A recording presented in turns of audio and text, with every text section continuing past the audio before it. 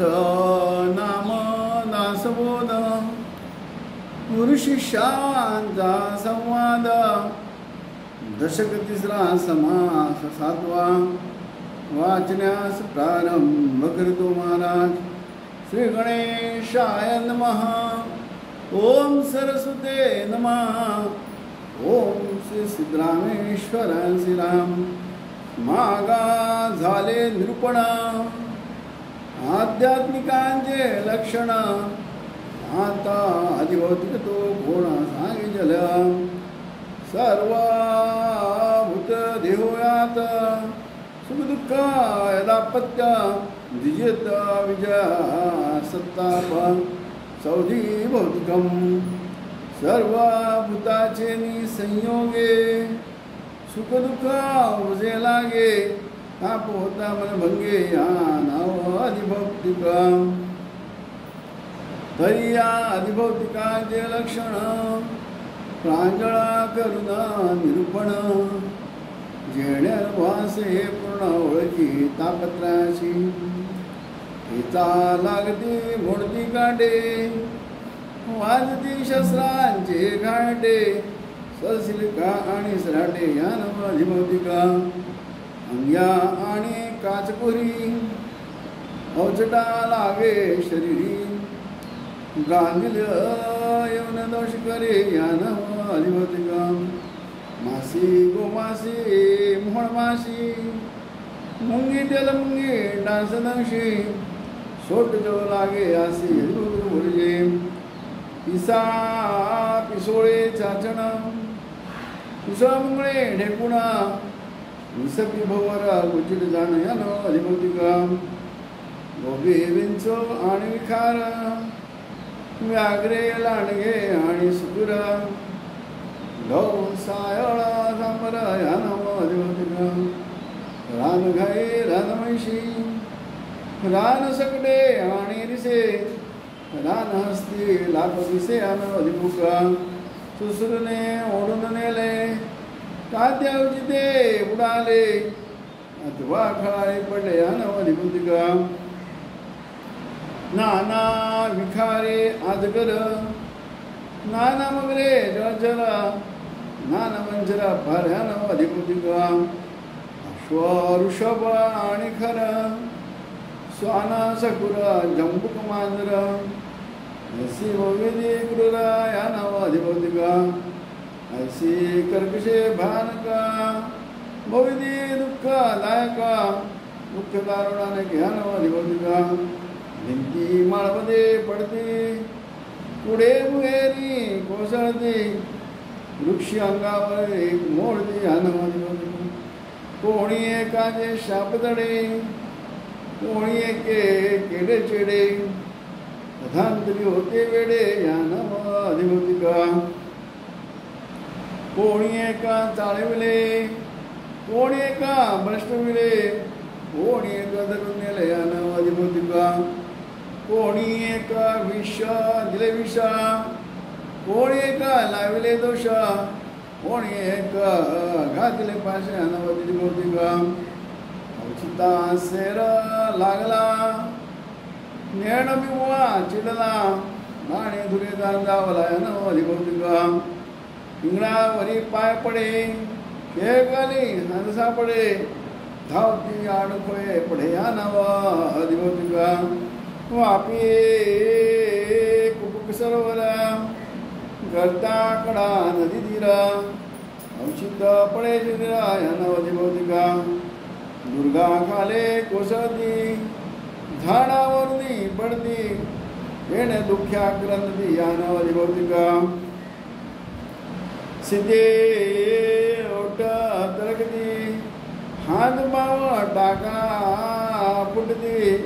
चिखला जेव्हा लागती या नाव अधिभौतिका. आशान पानाची वेळे उष्ण रसे जिव्हा पुळे.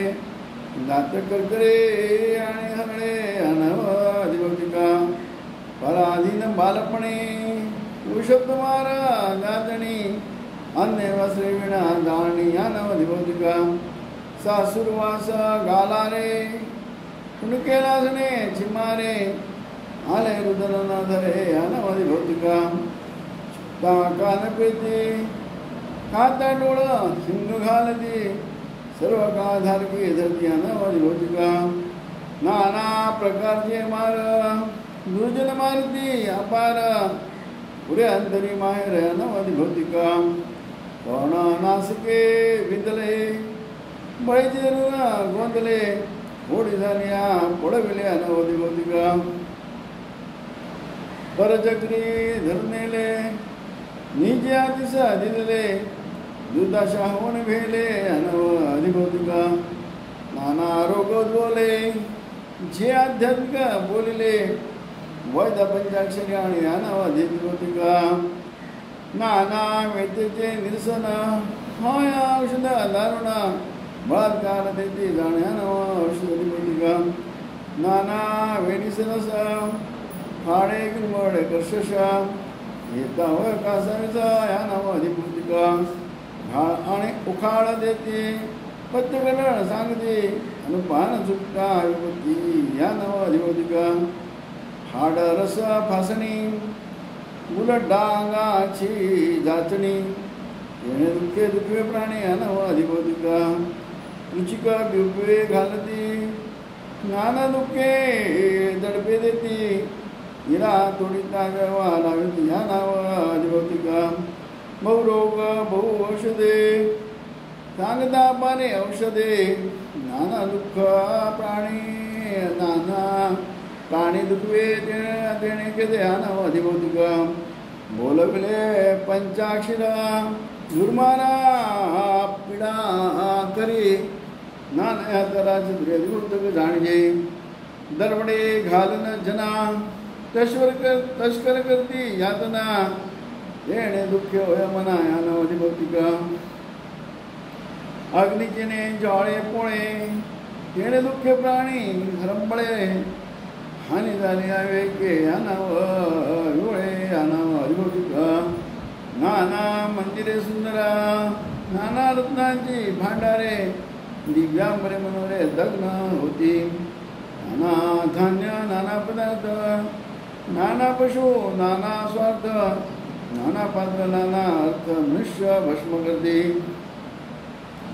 अग्नी लागला शेती धान्य वणवे आणि खुडकती क्षुदंड जाळलं जाते अकस्मात ऐसा अग्नी लागला अथवा कोणी लाविला हानी झाला का पडला यानं अधिभौतिका ऐसे सांगता भूत होती व निचे आघात तेणे दुःखे दुखवे चित्त यानं अधिभौतिका हाते विसरे आणि सांडे नासे गोळे फुटे पडे सद्य होय कोणीकडे या नावाची भौतिका पाणी स्थानपृष्ठ झाले नाना पृष्ठे चुकले कन्यापुत्र घाले या नावाची भौतिका लष्कर दावेदार लष्कर अथवा दावेदार औचिती करती संहार बुट्टी घरे नेती खल्लार या नावाची भौतिका नाना धंद्याकडे कापती पानमळा मीठ घालती असे नाना घात करती अनावधी भौतिका मैदा उजले खाणोरे सुवळबंती उरले करी टकुसिंद्रे वरपे करी वरपा घालती मठी छोडे द्रव्य सोडी नाना अलंकरा काढते नाना वस्तू मुषक नेती अनावधी भौतिका वीज पडे हिव पडे काणे पर्जनी सापडे आते महापुरी पुढे अनावधी भौतिका भोवरे वळणे आणि धार ओसाणे लांडा अपार गोवी आजगर वाहून जाते त्यामध्ये प्राण सापडला कडकी बेटी अडकला बुडत बुडत वाजला अनावधी भौतिका मनासारखे नसे संसार कृपकर्कश श्रीकृला विधवा कन्या मुखपुत्र अनावधी भौतिका भूत विषाच लागले अंगावरून वारे गेले अबध मंत्रे प्राणी चळे अनावधी भौतिका ब्राह्मण समानले शरीरे मधुपिडा करी शनेश्वराचा धोका तरी अनावधी भौतिका नाना ग्रह काळवार काळदी घातचंद्र काळ्या वेळा घातून शत्रू अनवधिभौतिका सिंह पिवळा आणि पाले ओकडे ओला कोक काक कलाली चिंता काळजी लागली अनवधिभौतिका दिवटा सर्वदा वाकून गेली अंतरी धोका लागला दुस्स सवने जावला अनवधिभौतिका भालू बुके श्वान रडे पाल्यंगावनी पडे नाना चिन्हे चिंता पवाळे या नाव अधिभौतिक बाहेरी निघता अपशकुन नाना प्रकारे विच्छिन्न येणे भंगे मन या नाव अधिभौतिक बाहेरी निघता अपशकुन नाना प्रकारे विच्छिन्न येणे गुणे भंगे मन या नाव अधिभौतिक प्राणी बंदी सापडला यातनेवर पडा झाला नाना दुःखे दुखावला या नाव अधिभौतिक प्राणी राजदंड पावता जेरबंदा चामुक वेता दरे मार तळवे मार होते या नाव अधिभौतिक कोरडे पारंब्या फुका बहु प्रकारे अनक बहु ताडती अधिभौतिक या नाव बोलती माझरी मार बदले मार चिकुरून डंगारणे मार मुका गचांडे गुडगे मार या नाव अधिभौतिक लाता चपराखा शेणवार कानखणे दगड मार नाना प्रकारचे मार या नाव अधिभौतिक टांगणे टिपऱ्या पछोडा पिछोडा बेडे बुंद नाला दंड रक्षण निग्रह चौकडे अधिभौतिक नागवणी चुनवणी मिठवणी रायवणी गुणावण्यांची जागणी या नाव अधिभौतिक जामध्ये भुजगळती हस्ती पुढे बांधून टाकती हाकती छळती या नाव अधिभौतिक कर्णछेद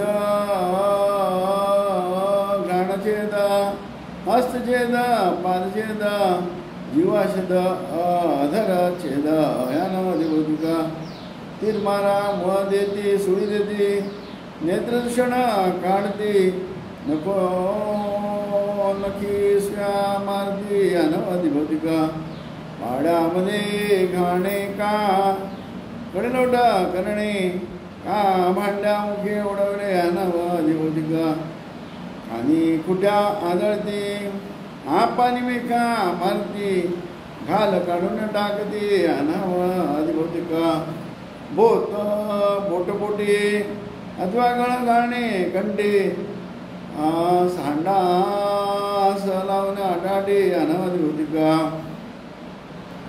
शिस पाजणे विष देणे अथवा शिरछत करणे हा पायांतळ गाणे या नाव अधिभौतिक सड मांजरे भारती अथवा पाशी देऊन देते नाना परी पिढा करते या नाव अधिभौतिक श्वान प्रवळे व्याघ्र प्रवळे भूत प्रवळे सुश्री प्रवळे शस्त्र प्रवळे वीज प्रवळे या नाव अधिभौतिक शिरा ओढून घेते टेंबे लावून भाजते नाना ऐसा नाना विपत्ती या नाव अधिभौतिक मनुष्य हानी वित्तहानी वैभवानी महत्वानी पशुहानी पदार्थानी या नाव अधिभौतिक बाळपणे मरे माता तारुण्यपणे मरे कांता वृद्धपणे वृद्ध सुद्धा या नाव अधिभौतिक दुःख दारिद्र्य आणि ऋण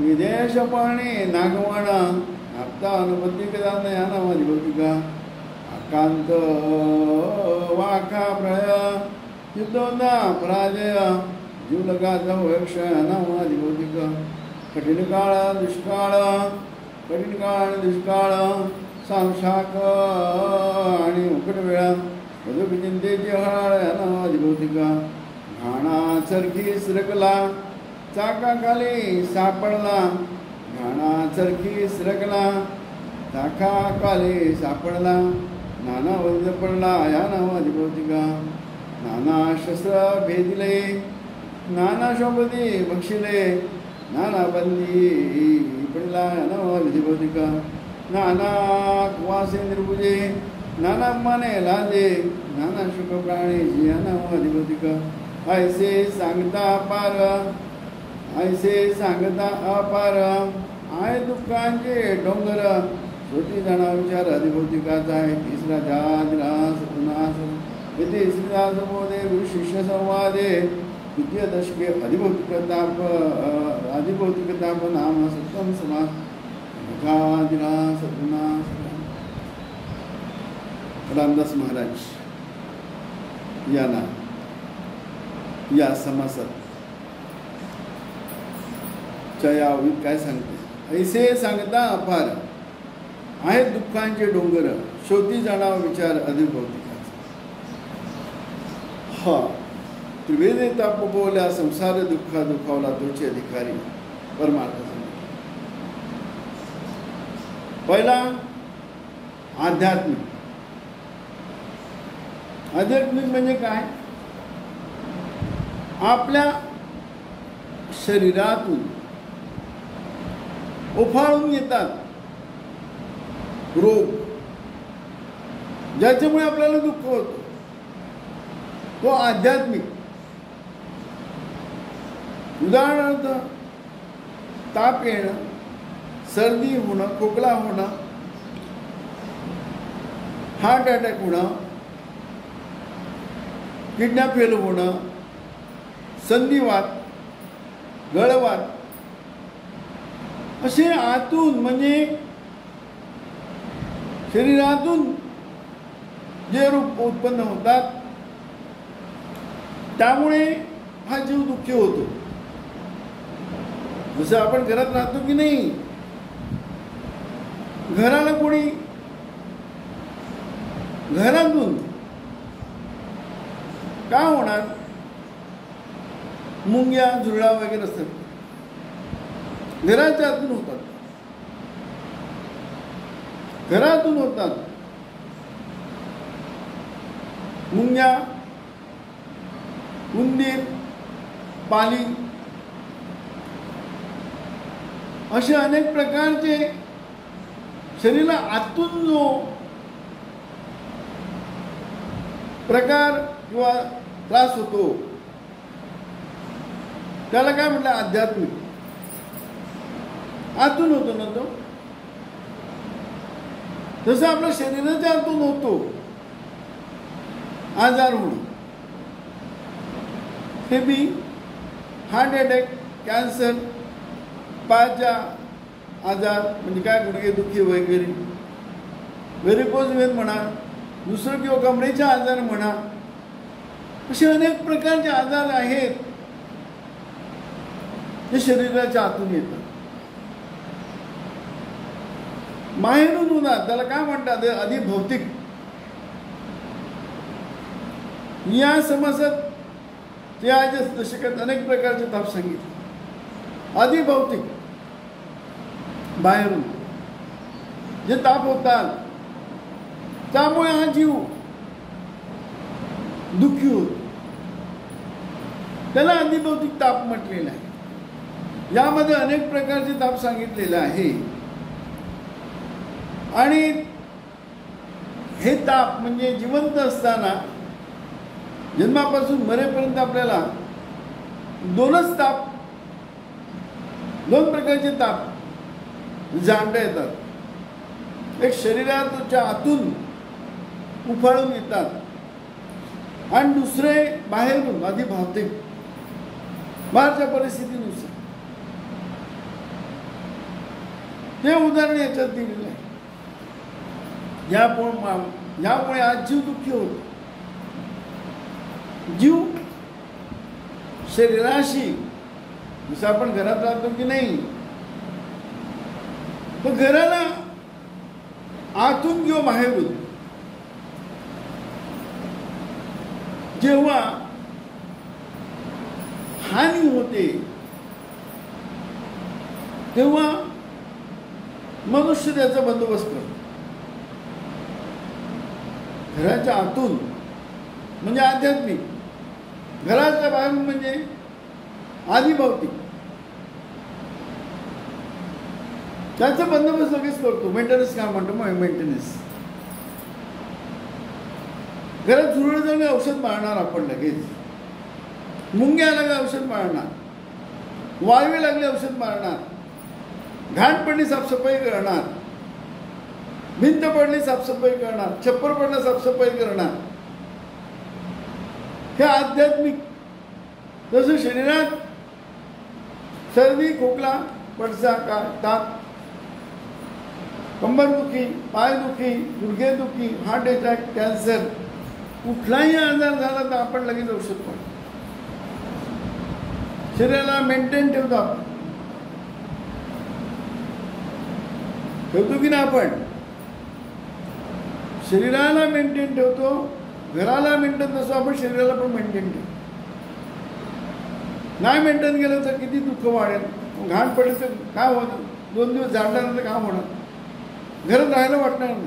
तेच सकाळी दुपारी संध्याकाळी साफ केलं तर स्वच्छ वाटेल. राहायला आनंद वाटेल. जसं घराचं आहे जे काय आतून घडलं त्याला आपण लगेच मेंटेनन्स करतो. तसं या शरीराची आतून जी काही रोग होतात लगेच आपण आपल्याला नाही झालं त्याला आयुर्वेदिक म्हणतात किंवा हातवली म्हणतात.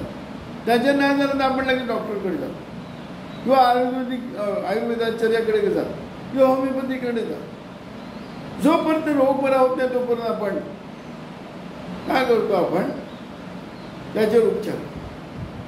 रोग बरा झाला उपचाराची गरज. हा आध्यात्मिक झाला. बाहेर आधिभौतिक म्हणजे मुंगळा चावला विंचू चावला साप चावला किंवा खड्ड्यात पडलं किंवा आणखीन बाहेरून काय झाड पडला किंवा बाहेरून जे घटक आहे त्याच्यामुळे आपल्याला जो त्रास होतो शरीरात त्रास झाला की जीवाला होतो की नाही. शरीराला बाहेरून किंवा आतून त्रास झाला त्रास होतो की नाही. लगेच आपण उपाय करतो. हात पडला हात मोडला पाय मोडला लगेच आपण जाऊन दवाखान्यात काम उपचार करतो. फ्रॅक्चरचा एक्सरे काढतो आपण. त्याला काय म्हणतात प्लास्टरमध्ये टाकतो किंवा आणखीन ऑपरेशन प्लेट्स वगैरे. जसं घराला आपण बाहेरून आतून मेंटेन करतो तसं आपण या देहाला आतून रोग झाला तर आपण आतून औषध उपचार करतो. बाहेरून रोग झाला तर आपण बाहेरून उपचार. हे 2 प्रकारचे ताप म्हणजे आध्यात्मिक आणि आधी भौतिक ताप आपल्याला अनुभव घेता येतो. शरीराला काही झालं तर जीवाला त्रास होतो. सुख आलं तर आनंद होतो. दुःख आलं तर दुःख.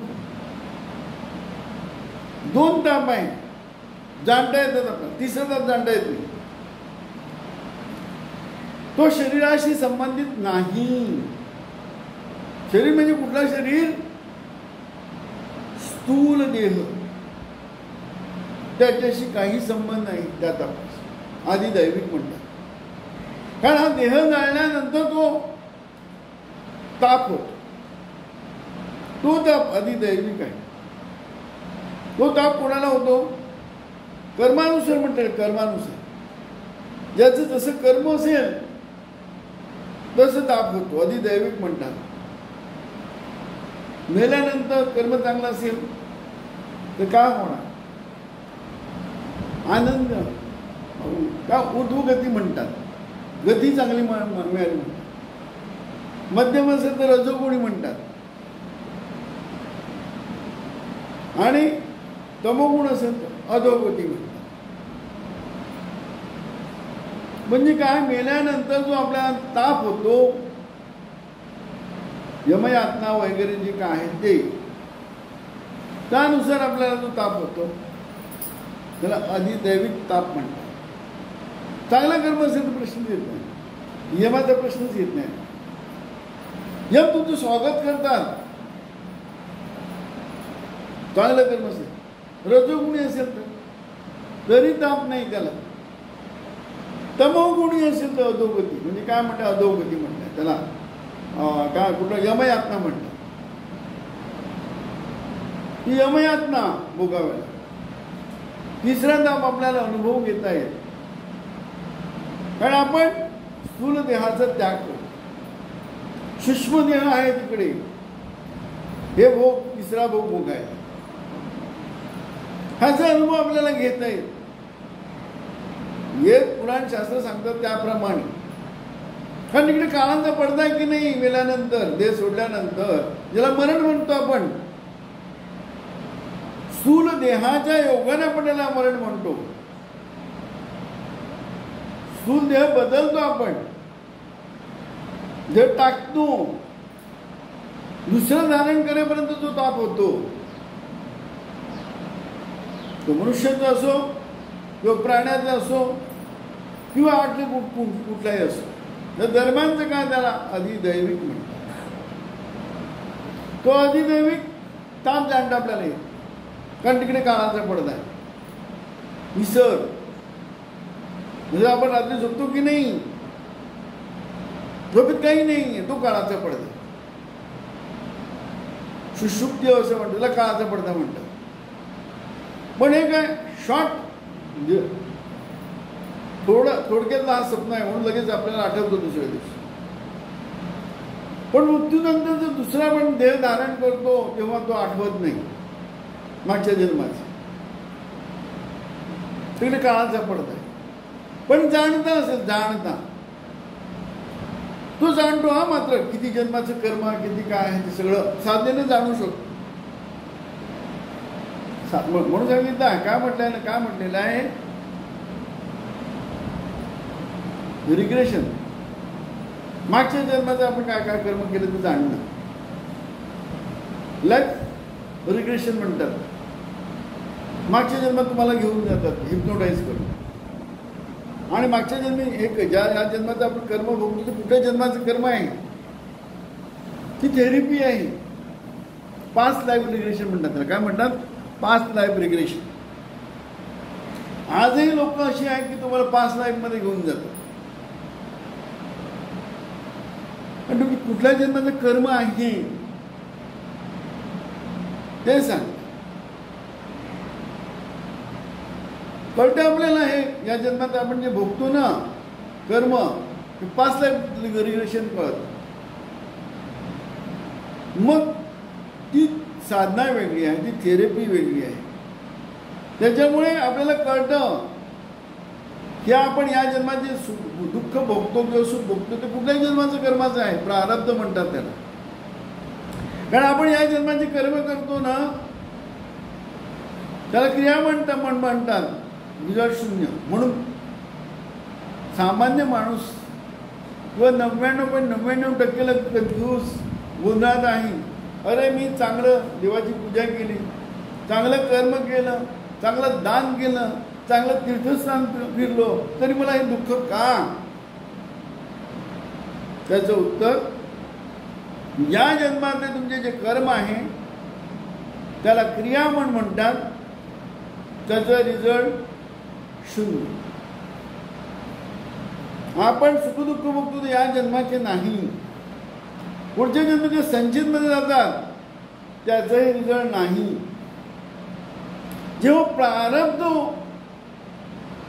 तो फळाला येतो तो प्रारब्ध, त्याचा हा जन्मापासून मरेपर्यंत भोग आहे, सुखदुःख म्हणून. त्याने माझं वाईट केलं, त्याने माझं वाईट का केलं तर पास्ट लाईफ रिग्रेशन मध्ये कळत. काय केलं? एखाद्या वेळा आपल्याला दगड लागतो, त्या दगडाचा आणि आपला काही संबंध नसतो, कोणीतरी भिरकावलेला असतो आपल्याला लागतो. तो भिरकवण्याला माहितीच आहे कोण, मी कोणाकडे भिरकवतो, पण तो दगड लागतो. म्हणजे फेकणारा भिरकवण्याला पण माहित नाही आणि लागणारा पण माहित नाही कोणी मारलं. कधी कधी आपण चालता चालता ठेस लागते, त्या दगडाशी आपलं काहीतरी प्रारब्धाचा संबंध असतो. किंवा आपण पाण्यात बुडतो, कधी कधी बुडता वाचतो. गाडी चालवताना ऍक्सिडेंट होतो आपल्याला, त्याच्यातून आपण कधी कधी वाचतो. कधी कधी आपल्याला दुःखापत होत.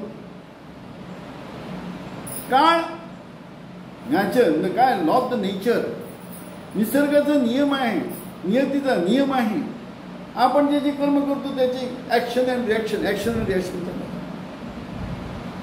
पण आपल्याला अंतर्मुख न झाल्यामुळे आपण दुसऱ्याला दोष देतो. अंतर्मुख न झाल्यामुळे, जाणता न भेटल्यामुळे आपण अरे हा दगड कुठून पडला मला माहिती. जसं आपण रस्त्यानं जाताना गाडीवरून दगड पडतो, गाडी चिपली जाते, आज माणसं जखमी होतात. त्याच वेळेला कसं आपण तिकडे गेलो, एखादी घटना आग तिकडे आग लागते, आपण तिकडे नेमकं तिकडेच जातो भाजायला. हे एकंदरीत काय म्हणतात, हे सगळं मागच्या जन्माचे कर्माचे फळ आहे, प्रारब्ध भोग म्हणतात. जसं आपण बँकेत पैसे कमवलं की नाही, महिन्याला पगार येतो, त्याच्यावर व्याज मिळत नाही, इंटरेस्ट मिळत नाही, त्याला क्रियामंड म्हणतात. ते बँकेत टाकले, व्याज चालू संचित, मॅच्युरिटी होते, आपण पैसे हातात घेतो व्याजासकट, तो प्रारब्ध आहे. तसा जन्मापासून मरेपर्यंत हा आपला प्रारब्ध नाही. आपण मानो किंवा न मानो हा प्रारब्ध आहे. ऐसे विवेकाची कामे उगीच भ्रमू नये भ्रमे. विवेक विचार केला तर आपल्याला कळतं की मी एवढं चांगलं कर्म केलं आणि माझ्या पापात्राचे दुःख का.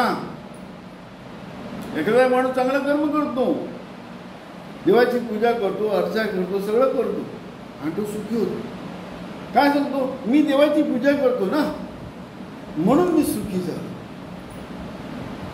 काय ना असं वाटतं मी काही करत नाही पण मी सुखी आहे, आनंदी आहे.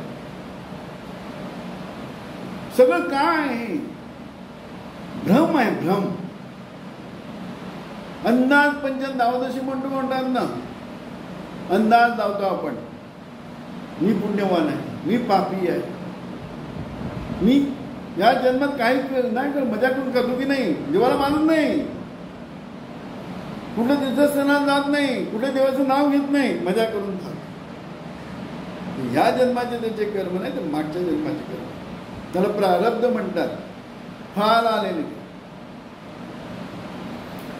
हे काय. म्हणून अधिभौतिक, आध्यात्मिक आणि आदिदैविक हे तीन ताप, ज्याला आपण म्हणतो ना सुख तो दुःख आहे. कारण प्रपंच आणि परमार्थ 36 आकडा आहे. कारण सुखे करे पंचायत म्हणे म्हटलं, सुखाने देवाकडे जात नाही आपण. सुखे सुनारा आठवे, दुखे देवा आठवे. सुखाला देवाला विसरतो आपण. देव आपल्या जवळच आहे, लांब नाही. एक जाणता भेटला तर आपल्याला कळत, नुसतं भेटून फायदा नाही. आपली पण काय म्हणतात ना, जेसी ज्याची टाकी. नाही तर जाणता भेटतो पण आपली पात्रता नसते. म्हणून उत्तम बीज उत्तम भूमी. जाणता दाखवतो, सुखे सुनार आठवे, दुखे देवा. काय दुःखातच देवा ठेवतो की नाही. सगळे कशाला घाबरतात, काळाला. तो काळ म्हणजे काय, सद्गुरू विचार कळत. गुरुकडे गेला आणि आपल्याला भरपूर सुख मिळालं, कशाला पूजा करतो, पूजाला पाठ करतो. आणि केलं तरी कशासाठी केलं. समजा सद्गुरूकडे गेला, भजन केले, सगळं केलं, पूजा केली, काय वाटतं, मला सद्गुरू पावला, सद्गुरू दिलं, गुरुकृपा झाली. याला गुरुकृपा म्हणतच नाही. गुरुकृपा कोणाला म्हणायचं, विवेदे तापे पोहला, संसार दुःखे दुखावला, तोची अधिकारी परमात्मा. 3 तापानं बोललं पाहिजे. आध्यात्मिक, आदिभौतिक, आदिदैविक. तेव्हा कळेल की नाही हा देह नको, पीडा आहे, जन्माचे ते मुळं, पहिले शोधून दुःखा असे कारण जन्म घ्या. सुख मिळालं तर काय होणार, परत जन्म घेणार, दुसरं काय. आता हा शरीर आपल्याला पीडा कधी वाढेल, संसार पीडा कधी वाढेल, जेव्हा आपला आवड कधी होईल. या शरीरापासून दुःख मिळाला पाहिजे, संसारापासून दुःख मिळाला पाहिजे. म्हणून सांगितलं, सुखे सुनार आठवे, दुःखे देवा. सगळं मनासारखं झालं, गुरुकृपा झाली. त्यांना गुरुकृपा नाही ती काय सोन्याची बेडी टाकली तिकडे, बेडी घेऊन बसला. उद्या केली ना, गुरुला एवढं दान दिलं, काय झालं? गुरु पावला. गुरु पावत नाही, पैशाने नाही, गुरु पावत नाही. पूजाने गुरु पावत नाही, भजनाने गुरु पावत नाही, गुरु कशानेही पावत नाही. फक्त तुमचा भाव पाहिजे. भाव तसा देव आतून तुम्हाला वाटलं पाहिजे. गुरु म्हणजे काय, गुप्त रूप म्हणजे काय, देव कोण, मी कोण, आपला आपण शोध घ्यावा अंतरी. आपण आपल्याला शोध कधी घ्यायला वाटेल? या देहाला दुःख पाहिजे. संसाराचे निघाले दिवाळे, गौरभाग्य माझे. एखादी गोष्ट कधी सोडतो आपण? कपडा घातला, अंगाला टोचलेला काढून फेकून देतो की नाही? तोच मोह सॉफ्ट म्हणतात, सॉफ्ट दिसायला सुंदर आहे. कपडा घातला तर हर पाहिजे, धुवून घालतो, 17 धुवून घालतो, 17 धुवून घालतो. तोच अंगाला टोचला तर काढून फेकून देतो, नको, त्याच्या मी उघडा राहील. तसं शरीरात वेद मला संसार दुःख दुखाला तोच अधिकारी बनतो. नाही तर काय करतो? अनेक वेळ जन्म घेणार. काय सांगितलंय? पुरे न शोम जाते त्याचे बरे एक त्याचा तुझा शुक आहे, परी मागू तर तोही जात आहे. पुरे न शोम जाते त्याचे, म्हणून मी मागू त्या जन्म घेत. माझा जन्म काय घेतो? जन्मापासून मरेपर्यंत हे देहाचं म्हणजे स्थूल देहाचं काय चोचले पुरव. स्थूल देह कशासाठी? सूक्ष्म देह. सूक्ष्म देहातून, या स्थूल देहातून तो सुख भोगतो. विषय सुख म्हणतात. जन्मापासून मरेपर्यंत विषय सुख घेतो. करून तो केला व्यापार उतरी भार तुका म्हणे. हा देह कशासाठी आहे? विषय सुखासाठी नाही, आत्मसुखासाठी. तुझ्या मनाप्रमाणे, मन विषय आहे, तो मनाप्रमाणे झालं तर काय होणार? आयुष्याचे 3 तास फुकट जाणार. जर मनाविरुद्ध झालं तर चुके सोनार आडवे म्हणजे संसारात रमणार, 3 तास फुकट जाणार. आणि दुःखाला तर परमेश्वरा माझ्याकडून काय हेची दान दे का देवा तुझा विसरण गुण गाय नवडी ह्याची माझी सर्व जोडी. नलगे मुक्ती धनसंपदा संत संग देई सदा. धनसंपदा नको, ते जीवाला बंध नाही. नलगे मुक्ती धनसंपदा संत संग देई सदा. संत संग पाहिजे. कोणाला? वेद तापे बोला संसार दुःख दुखावला तोची अधिकारी पण दुसरं नाही. जरा गुरीकडे जाणार, 4 भजनं करणार, ध्यानधारणा करणार आणि शेवटी सांगणार देवा मला काहीतरी माझ्या मनाप्रमाणे. ती भक्ती नाही. खरी भक्ती कुठली? हेची दान दे का देवा तुझा विसर न मरेपर्यंत, तुझा विसर होऊन देऊ नको. आता मरेपर्यंत हा कधी विसर होणार नाही. देवाला विसरलं का होणार? सद्गुरु अंगे घाली वारा वारा भक्ता लागी करू नये दिसत. देवाला विसरलं, देवाला धरून संसार केला तर संसार सहज आहे. त्याच्या इच्छेने चालायला पाहिजे. आपल्या इच्छेने चालायला गेलं तर प्रकृती आपल्याला मदत करते. माझ्या इच्छेप्रमाणे झालं पाहिजे, मी सांगतो तसंच झालं पाहिजे, मी आहे ना तिकडे. आपला तर मी संपला पाहिजे. जेव्हा मी संपतो तिकडे आपल्या तर देव प्रकट होतो. मी आहे तोपर्यंत देव नाही. सद्गुरु मीला संपवतो. म्हणून सांगितलं वेद बोला संसार दुःखी दुखाला तोची अधिकारी प्रजाधिराज सद्गुणा सिद्धरामेश महाराज राजाधिराज